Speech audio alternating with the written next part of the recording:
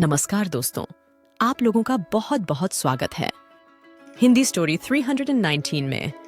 आज हम बहुत ही अद्भुत संगति का असर की कहानी आपके सामने लेकर आए हैं।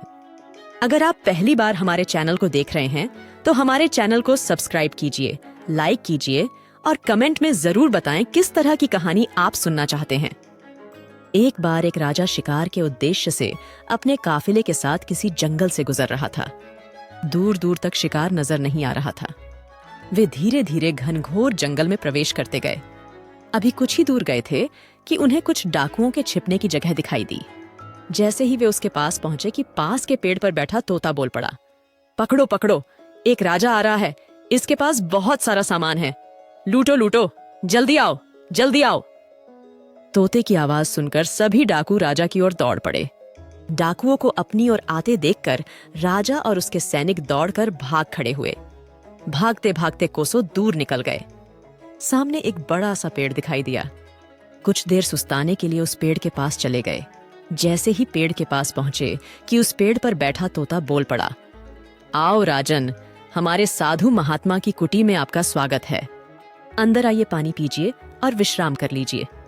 तोते की इस बात को सुनकर राजा हैरत में पड़ गया और सोचने लगा कि एक ही जाति के दो प्राणियों का व्यवहार इतना अलग अलग कैसे हो सकता है। राजा को कुछ समझ नहीं आ रहा था। वह तोते की बात मानकर अंदर साधु की कुटिया की ओर चला गया।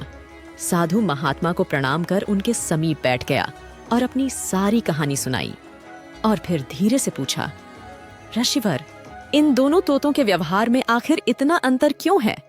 साधु महात्मा धैर्य से सारी बातें सुनी और बोले, ये कुछ नहीं राजन, बस संगति का असर है।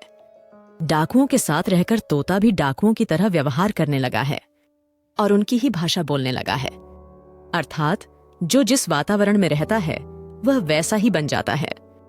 कहने का तात्पर्य यह है कि मूर्ख भी विद्वानों के साथ रहकर विद्वान बन जाता है, और अगर विद्वान भी मूर्खी के संगत में रहता है तो उसके अंदर भी मूर्खता आ जाती है। इसलिए हमें संगति सोच समझकर करनी चाहिए। आप लोगों का बहुत बहुत धन्यवाद।